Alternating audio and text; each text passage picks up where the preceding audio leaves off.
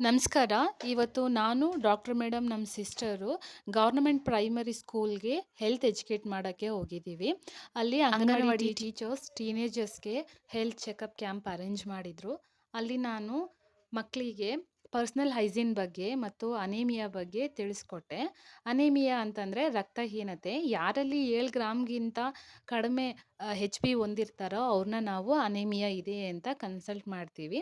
Anaemia ಇದೆ ಅಂತ ನಾವು ಹೆಂಗೆ ತಿಳಿಬೋದು ಅಂತಂದರೆ, ಕಣ್ಣು, ತುಟಿ ಬಿಳ್ಚ್ಕೊಂಡಿರೋದು, ಅಂಗಾಲು ಬಿಳ್ಚ್ಕೊಂಡಿರುತ್ತೆ, ಉಗುರು ಚಮಚಾಕಾರದಲ್ಲಿ ತಗ್ಗು ಬಿದ್ದಿರುತ್ತೆ.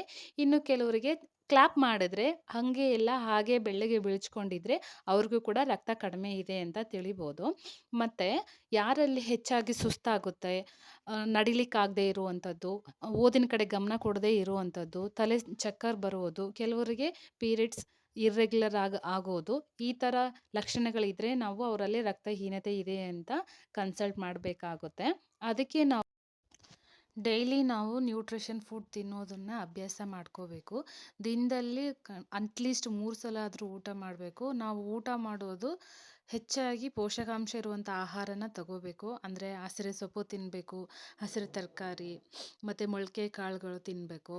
ಹಸಿರು ಸೊಪ್ಪು ಅಂತ ಅಂದರೆ ಪಾಲಕ್ ಸೊಪ್ಪು, ಮೆಂತ್ಯ ಸೊಪ್ಪು ಮತ್ತು ನುಗ್ಗೆಕಾಯಿ ಸೊಪ್ಪು, ಈ ಸೊಪ್ಪುಗಳು ಹೆಚ್ಚಾಗಿ ನಮ್ಮ ಊಟದಲ್ಲಿ ಇರೋ ಥರ ನೋಡ್ಕೋಬೇಕು. ಜೊತೆಗೆ ಹಸಿರು ತರಕಾರಿಗಳನ್ನ ತಿನ್ನೋದಕ್ಕೆ ಅಭ್ಯಾಸ ಮಾಡ್ಕೋಬೇಕು. ಅಂದರೆ ಹಸಿಯಾಗಿ ತರಕಾರಿ, ಕ್ಯಾರೆಟು, ಸೌತೆಕಾಯಿ, ಟೊಮೊಟೊ ಹೀಗೆ ಹಸಿಯಾಗಿ ಏನು ತಿನ್ನಲಿಕ್ಕೆ ಆಗುತ್ತೋ ಆ ತರಕಾರಿನ ಹಾಗೆ ಹಸಿದು ತಿನ್ನಲಿಕ್ಕೆ ಅಭ್ಯಾಸ ಮಾಡ್ಕೋಬೇಕು. ಕಾಳುಗಳನ್ನು ಮೊಳಕೆ ಓಡಿಸಿ ತಿನ್ನಬೇಕು. ಜೊತೆಗೆ ನಾನ್ ವೆಜಿಟೇರಿಯನ್ಗಳು ಬಂದುಬಿಟ್ಟು ಮೊಟ್ಟೆ, ಚಿಕನ್, ಮಟನ್, ಸೂಪ್ಗಳನ್ನ ಚೆನ್ನಾಗಿ ತಗೊಳ್ಳೋಕ್ಕೆ ಅಭ್ಯಾಸ ಮಾಡಬೇಕು. ಪ್ರತಿದಿನ ಒಂದು ಟೈಪ್ ಫ್ರೂಟ್ ಯಾವುದಾದ್ರೂ ಸರಿ ಫ್ರೂಟ್ನ ತಿನ್ನೋದನ್ನು ಅಭ್ಯಾಸ ಮಾಡ್ಕೋಬೇಕು. ಡ್ರೈ ಫ್ರೂಟ್ಸ್ ಮತ್ತು ನಟ್ಸ್ನ ತಿನ್ನೋದನ್ನು ಕೂಡ ಅಭ್ಯಾಸ ಮಾಡಿಸ್ಕೋಬೇಕು. ಹೀಗೆ ನಾವು ಪ್ರತಿದಿನ ಕೂಡ ಹೆಲ್ದಿಯಾಗಿ ಫುಡ್ ತಿನ್ನೋದ್ರಿಂದ ನಮಗೆ ಯಾವುದೇ ರೀತಿಯ ಕಾಯಿಲೆಗಳು ಬಾರದಂತೆ ನಾವು ತಡೆಯಬಹುದು. ಅದ್ರ ಜೊತೆಯಲ್ಲಿ ರಕ್ತಹೀನತೆ ಕೂಡ ಆಗದಂತೆ ನೋಡ್ಕೋಬೋದು. ಒಳ್ಳೆಯ ಊಟ ಮಾಡೋದ್ರಿಂದ ನಮಗೆ ಸದೃಢವಾದಂತಹ ಮನಸ್ಸು, ಸದೃಢವಾದಂಥ ದೇಹ ಕೂಡ ಬೆಳ್ಕೊಳ್ಳುತ್ತೆ. ಇದರಿಂದ ನಾವು ಮುಂದೆ ಜೀವನದಲ್ಲಿ ಏನು ಸಾಧಿಸಬೇಕು ಅಂತ ಅಂದ್ಕೊಂಡಿರ್ತೀವೋ ಅದನ್ನೆಲ್ಲ ಕೂಡ ಸಾಧಿಸೋಕ್ಕೆ ಸಾಧ್ಯ ಆಗುತ್ತೆ. ಆದ ಕಾರಣ ಪ್ರತಿಯೊಂದು ಮಗುವು ಕೂಡ ಪೋಷಕಾಂಶಯುಕ್ತ ಆಹಾರವನ್ನೇ ತೆಗೆದುಕೊಳ್ಬೇಕು. ಮೊದಲು ತಿಳಿಸಿದ ಲಕ್ಷಣಗಳು ಯಾವುದೇ ಮಕ್ಕಳಲ್ಲಿ ಕಂಡು ಬಂದಲ್ಲಿ ತಕ್ಷಣ ಆಸ್ಪತ್ರೆಗೆ ಬಂದು ರಕ್ತ ಪರೀಕ್ಷೆಯನ್ನು ಮಾಡಿಸಿಕೊಂಡು ಡಾಕ್ಟ್ರ್ ಹೇಳುವಂತೆ ಮೆಡಿಕೇಷನ್ನ ಪ್ರತಿದಿನ ತಗೋಬೇಕು. ಒಳ್ಳೆಯ ಆಹಾರ ಸೇವನೆಯಿಂದ ನಮ್ಮಲ್ಲಿ ರೋಗ ನಿರೋಧಕ ಶಕ್ತಿ ಜಾಸ್ತಿ ಆಗುತ್ತೆ.